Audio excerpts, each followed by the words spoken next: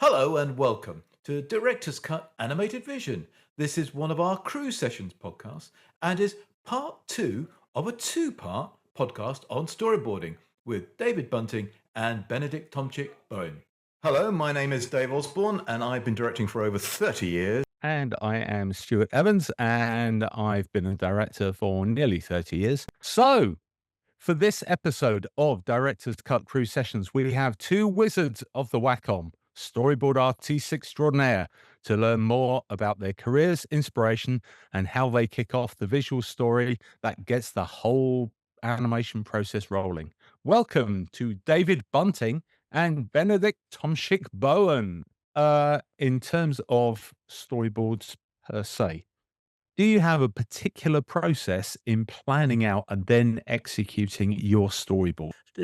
Actually, the first thing I ask for, because it's not always provided straight up, is to have a script in advance of a director call, because I'm dyslexic, so it takes me a little longer to read that script. The advantage of that is that once it's in my brain, it stays there. But I appreciate, I don't like to go onto a call with us reading a script blind. I think that's so important to have that sink in, to understand what the script writer's trying to do, to understand the narrative arc, and to maybe have a few ideas of my own. Having that conversation with the director to understand their vision, coming back to what's the most important, what is storyboard? It's to bring the director's vision to life. That's the most important thing in terms of the rest of those 3 or 4 weeks going smoothly for me. From then, I'll probably start a thumbnail, maybe on the script in a rough form, really simple. I would say I try to craft that story and block it out, so you get the main beats.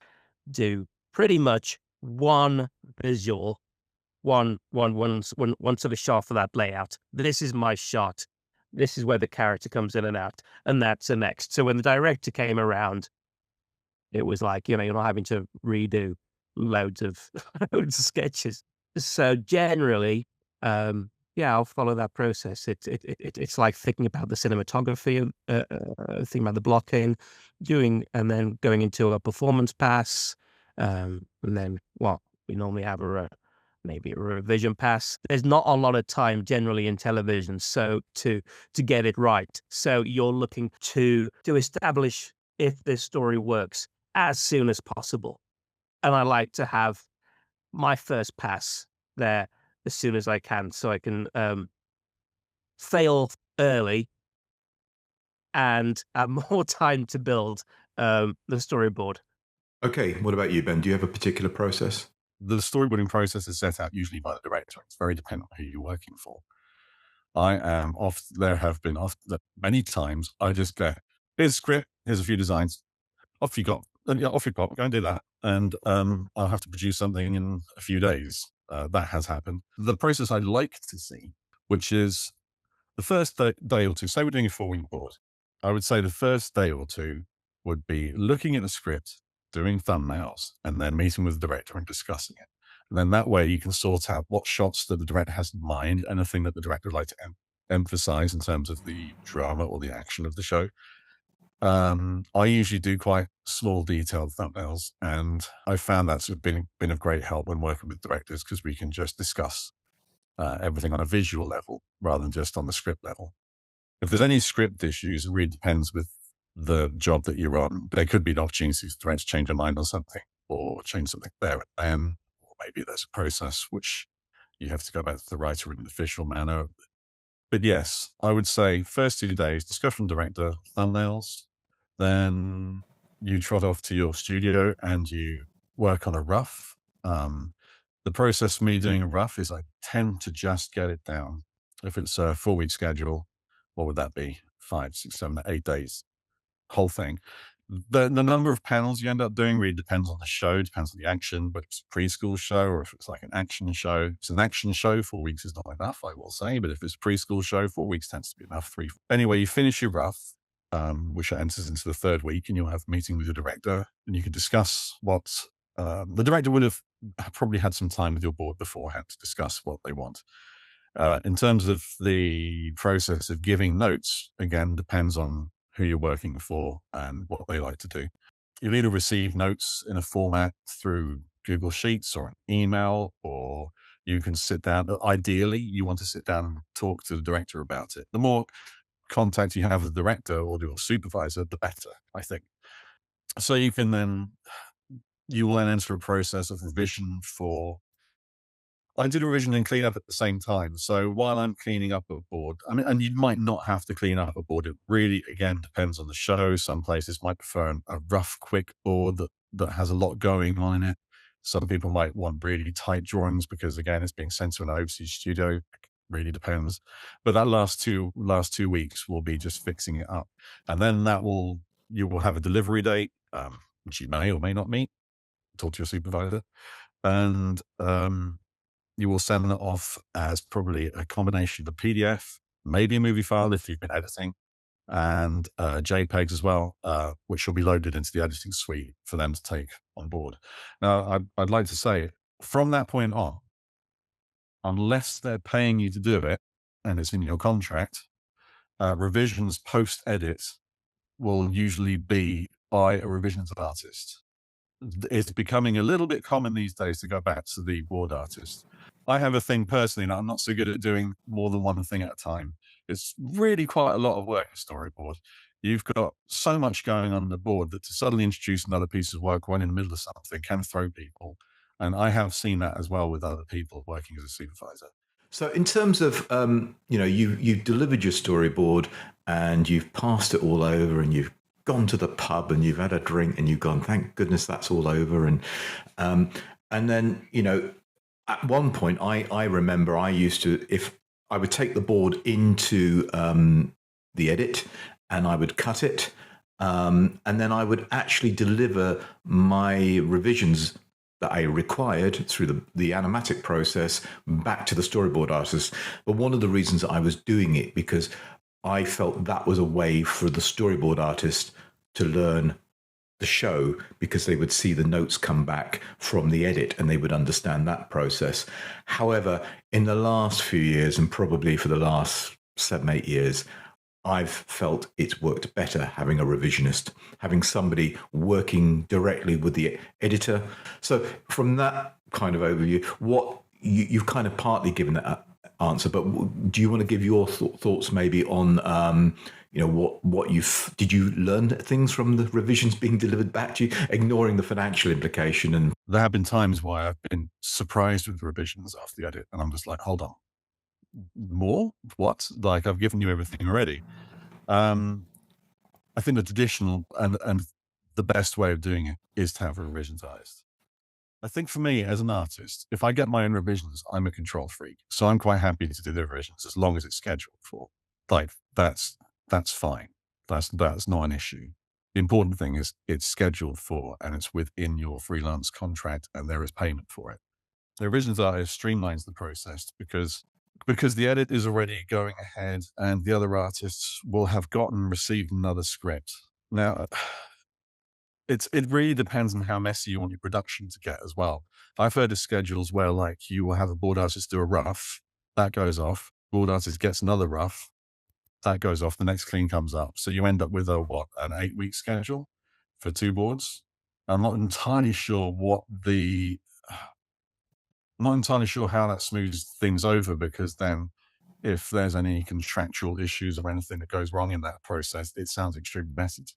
Again, if you've got something where you're doubling up a board that way, I'm not sure how it's just giving someone an immense amount of work when you suddenly got revisions to suddenly tackle as well.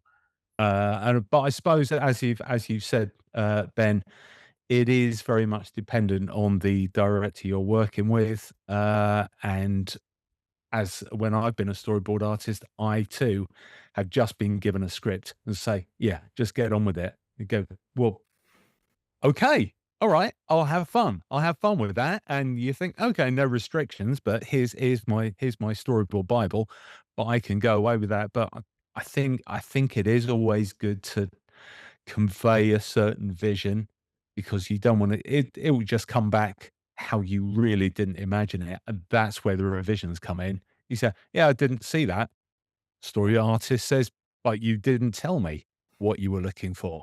So, there it is. I'm on to the next one. Bye. And I just walk away. So it is, yeah, it's very much dependent on personnel and personalities as well.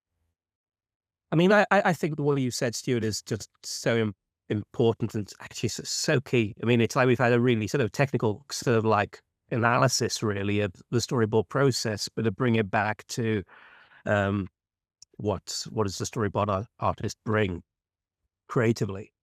For me, it's what you said. It's about being able to hang on and understand the director's vision of a show, to understand the dramatic arc and sort of those characters and what the story is about. But then it's to be able to offer suggestions and to be able to go, what about this? And to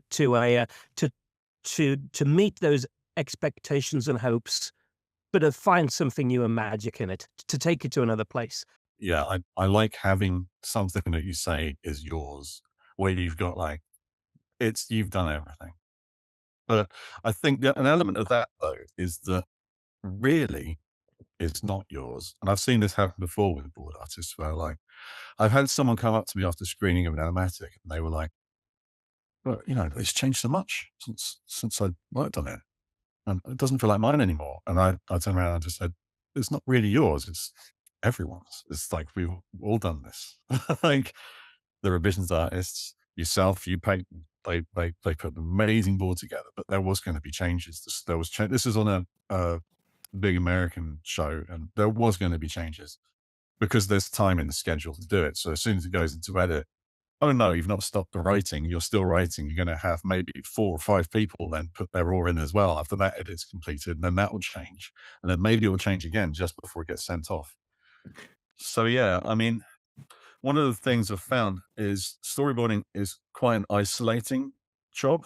Having done it for 25 years now as freelance, you have to be good at being on your own, but also you have to remember that you are part of you're a cog in a machine. You need to remember that everyone's coming after you has to be able to do what you're drawing. I love the part that we're all part of this amazing team where loads of different artists are coming into the project and creating something that no singular artist can do themselves. Those are generally part of the projects that I've been a part of, and that's one of the huge things about animation that really appeals to me. As a career, it is not being, sort of like an individual in your garret, sort of working away. You're part of this collective effort. Here we both are speaking from our remote rooms. That's the thing. That's the thing about storyboarding, though. You are usually working from home. And it's been the thing for storyboarding since probably the 90s that you are going to be working from home. Some people can't hack it. I've met boarders who can't hack it, who would prefer to be in a studio. Usually people with a film background, because films tend to have all the artists in one place. But increasingly, I've been working on films where you're away as well. And you have to feel part of the team. And I think the point I was trying to make before was that you want to feel part of that team and you want to feel a good director and a good supervisor has to give you the occasional massage because a board artist only ever hears a criticism. It is a collaboration, and yeah, if you're worth your salt at all, you will appreciate that, and that it's the idea of, well, that's mine. Well, no, it's everyone's. It is a team effort, and if we could all do all of this on our own, then we would, but we can't. So we just have to work with people and as part of a team. And one of the questions that we were coming to was preferring to work in-house or in a studio or at home. And one of my best, following on from both of your points, one of my best experiences as a storyboard artist and then taking this experience into my work as a director was working for Tony Collingwood in his studio in Acton, which was on different levels. It was converted Wesleyan Chapel. And there was me and Chris Drew on a mezzanine level, and we were doing the boards. And across the chasm on another mezzanine was layout. Downstairs on the ground floor was all the production, and in the basement, where they should be, were all the animators. And we would be producing these boards, and we would get visits all the way up, and it was a long way up from animation, and they'd say, "You've drawn this. What exactly did you mean by this? Did you mean they go this way? Are they running or are they walking?" So said, "Oh no, they're running." They go, "Okay, thanks," and then they go all the way back down. And it's that sort of collaboration and seeing that it was a whole, it was a whole team, and we were so tied in, and Tony was just a great director, and I see him as very much one of my absolute idols in the way that he took everyone's ideas, and this is what you should as a director. You've got your own vision. I've got the whole thing planned out in my head, and I know all the shots that I would like to use.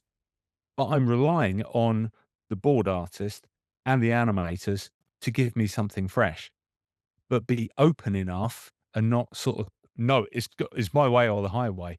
Just be open enough. And I've seen it with him, a great director. And I came up with ideas and I said, "What about this?" He went, "Yeah, okay. I think that's better than the one we wrote. Yeah." So that stays in. And oh my goodness. Oh, what? Okay, really? Yeah. He said, "Yeah. Well, it should be. All we're working for is to produce the best show possible. And we have egos, but it should be what is good for the show. Also, what is good for everyone all the way through. And as you said, a happy crew shows on screen. So everyone has to be considered. And if someone is struggling, then you help them out. You don't let them sink. You don't just get rid of them and say, "Yeah, you're not producing." No, there's a human there trying to do their very best and trying to help this whole process. So there should be a consideration. And it is more difficult being a storyboard artist, and that because it's an isolating job. By rights, you just say, sometimes you say, "Okay, give me that. Thank you very much. I'm gonna go away. I'm gonna sit in my garret, in my dusty, freezing cold garret with my manky old dog at the side there, and I'm just gonna draw this for 2 weeks, and no one needs to look over my shoulder." I think that's what some people like to do with having a board artist in-house, is just be constantly peering over them, saying, "No, no, I wanted it like that. No, I've got to." You get into a flow. I found that when I'm doing boards, I get into such a flow. They just say, "Yeah, please, can you just wait to the end? You can comment to the end. I'll just go all the way through it. I'll plan it out the way that I see it, and the way that I've been directed to do it, and then you comment on the end. You just let me get through my process. Let me get through my work, and then comment and give constructive comments." As you were saying, Ben, no, don't just say it's wrong. Well, that doesn't help anyone. That just delays the whole process. It's demoralizing for the board artist. And who's that going to help? No, you're the director. You tell exactly how you want it, exactly how they want it. And if you have given something that is so wrong that they say that's wrong, then that's on the director, usually, for having not made themselves clear. Thinking about this because, yes, the industry has changed such a lot in the time. And earlier on in my career, I was in-house, learned a huge amount from people around me, which I think is harder now. And I think early in your career, you should go and be in that room where you can have people around you. Because now, frankly, I think the industry has moved and opened up, and having a family. I mean, I'm like, 2 hours away from London. And ironically, one of the things I think that really connected with me and made me a better story artist working in children's television is actually being a father and actually having interactions with children. I think in the past, the industry has not been that good in being able in balancing personal and professional. And I think in being in a really lucky space to be able to work from home, have a family here, and to be able to connect like we are doing now and have a real time conversation. That's amazing, isn't it? But I think when you get into the boards, you do need that quiet space, and you actually just need, it's like people will say, "Oh, you're an animator or something. Isn't that a really? How do you have the patience for doing that?" And it's like, well, no, it's like it's the most fun job in the world. It's like but it's like time is just different, isn't it? And you absorb like anything into that creative space. You want to have people making the effort to try and make it feel easy in a way. But particularly when we're all online during COVID. Now, since we're always so used to it, usually I'm in Wales, so a lot of my stuff's done on Zoom. You got to make the effort to go out your way to make people feel comfortable, regardless, and to have conversations in person like we're doing now. I mean, in person, but like the conversation is always important, regardless if you're the editor, the storyboard artist, or the animator. Really, I think it's important that you have a production team that understand that communication. Yeah, because to a certain extent, you need them to help facilitate it. Now, at the end of the day, apologize on behalf of all directors. Not all directors are great communicators necessarily with individuals, and that's the nature of it. But you actually need production management and that sort of leadership in that part of the process to go, I need to put these people together at certain points for all of them to operate, even if we're working through a sort of studio without walls situation like this, where everybody's remote.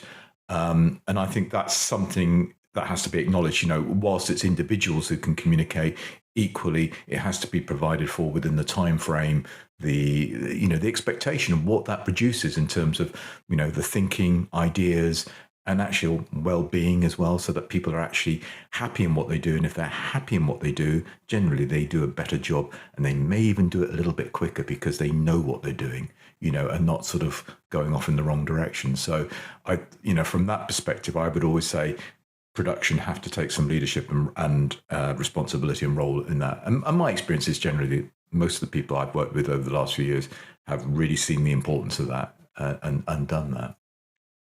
Yeah, ensuring there's a real sense of team about it, no matter where everyone is, and occasionally if you get an invitation and everyone does sadly have to travel, David and Ben, all the way down to town, you just say, yeah, but you've had the invitation or just something online just to bring everyone together. You can put names to faces and you can just have a bit of a chat and just bring everyone in and say, yeah, the equivalent of a group huddle, really. Just say, yeah, let's have a chat about it and just, yeah, be a bit more social.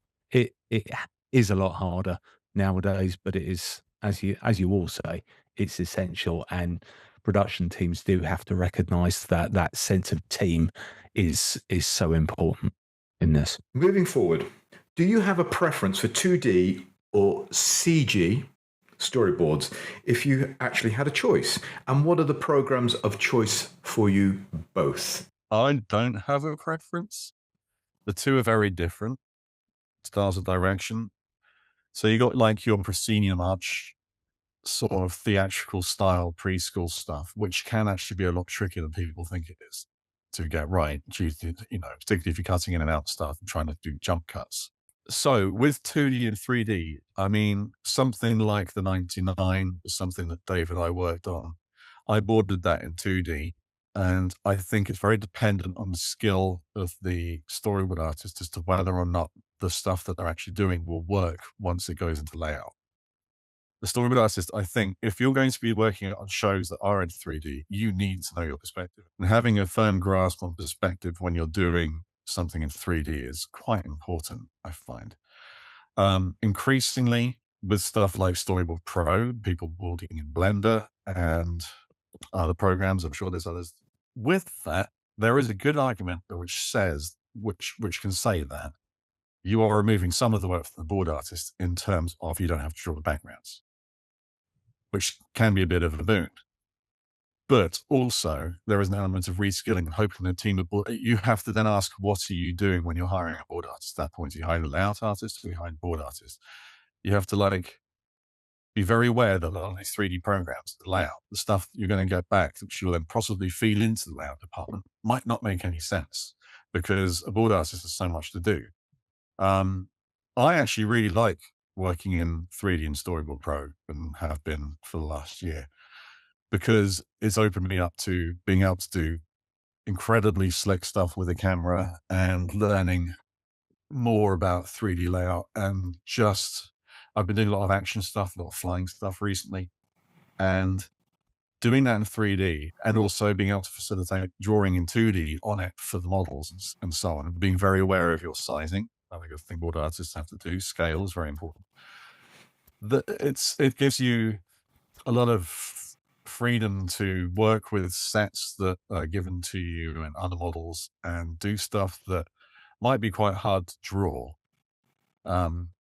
So I personally don't, if you're talking about a preference, I guess I am enjoying that side of things. But there's something to be said, and this is my OCD speaking possibly, but like drawing really detailed backgrounds is something I really love doing. I just love doing 2D layout as well. So in terms of my preference, I guess currently leaning towards 3D, but it really depends on the day. I love both of those programs for different things. I mean, Storyboard Pro is the first big storyboard program that came out way digitally. It was a revelation when it came along. I started at Aardman working digitally, but it was on, it was a paint program, so it wasn't designed for storyboarding, but it was designed for drawing. The thing with that is, I mean, it was wonderful because it's like I didn't have to scan in backgrounds, and so all of that stuff that I was aware of that had gone before, and I realized that this was, although I didn't work in that time when everyone was drawing and photocopying, this was an amazing thing. And in terms of being able to scale and adjust, it's like suddenly so many of those storyboarding and compositional choices became wonderful. And just being able to actually have a background, right, that you can just go, that's my background. I'm not having to draw it, or it's going to be black for the next few frames. So digital storyboarding opened up so much. But being dyslexic, what was a nightmare for me before things like Storyboard Pro came along, is that you then have to sort of renumber everything through another program.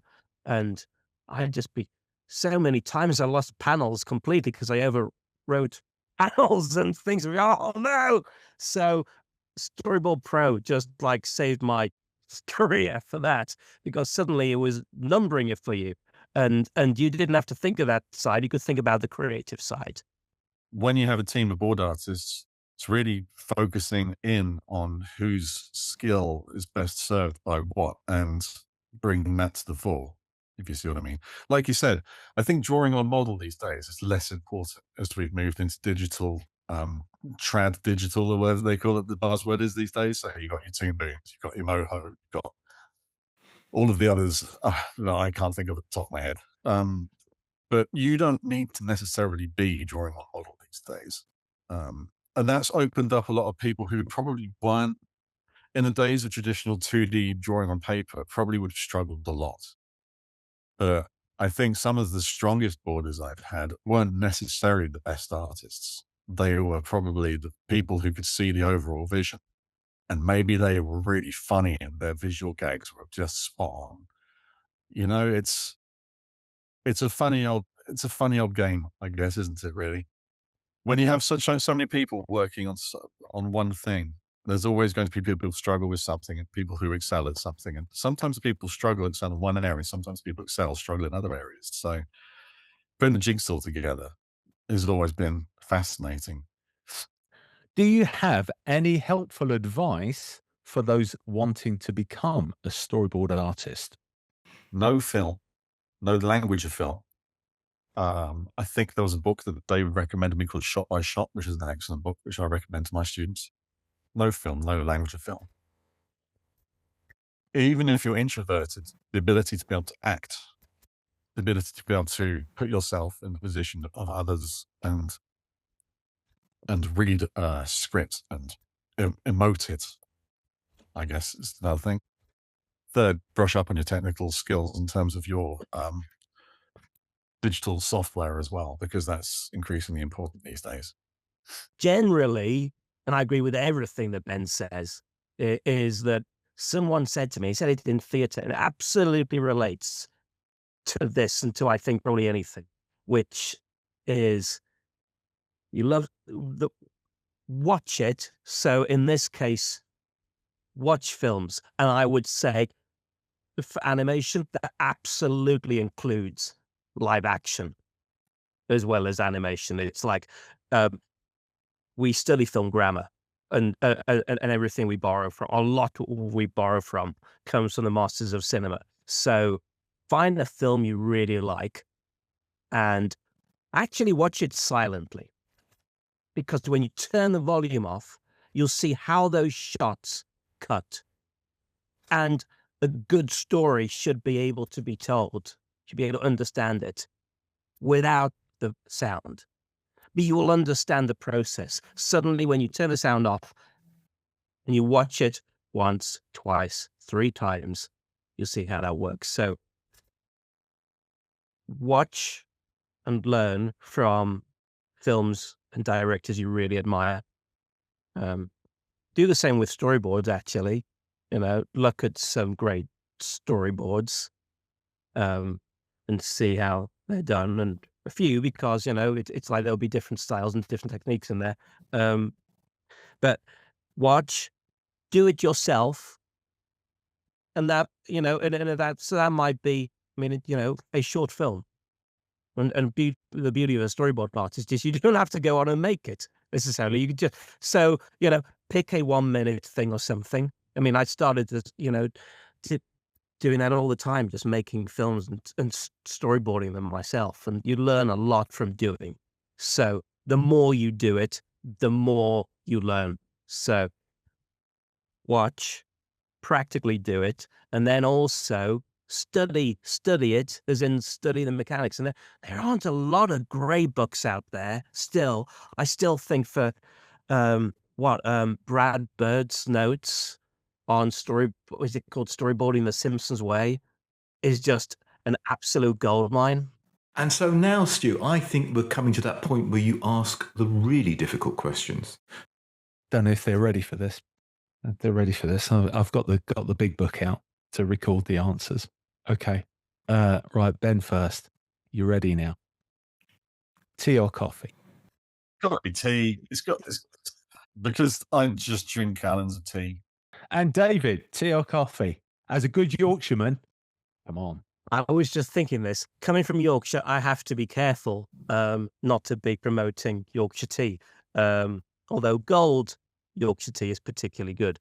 But no, I've got through this with a great big mug of coffee. Betty's in Yorkshire do exceptional coffee. I'm a bit of a coffee snob, so it's like just an old, got to be coffee beans. Caffeine, all the way. There are three important things about boarding: caffeine, and caffeine. Yeah. Okay. Now, having had your beverage of choice, the snack of choice, can you tell us what your favourite thing on toast is? Well, that depends. We're very neurodivergent, isn't it? We have to qualify everything. It's like if it's a morning, I'm going to have like marmalade on toast, a bit like Paddington. Can't go wrong. Yes, I think that's one of the things we should have said about, like, to be a board artist, also be neurodivergent. I think that helps. In terms of like stuff on toast, I'm partial. It's Marmite. It's butter and Marmite. It has to be lots of Marmite, not just a little thin like spread Marmite. It has to be the whole pot. You like it so it catches the roof of your mouth a little bit. Oh, if you're not burning, yeah, you're not winning. Yeah. Oh, got to write down that quote. If you're not burning, you're not winning. And thanks to our special guests, Benedict, Tomczyk-Bowen, and David Bunting, who have given us fantastic insight into the role of the storyboard artist in the animation process. And as always, please like and subscribe to the channel, check out our other videos, and be sure to tune into further thrilling episodes of the Crew Sessions. And of course, remember that even though it is massively important to us and many others, we're not saving lives. It's just a cartoon. See you next time. Bye. Bye.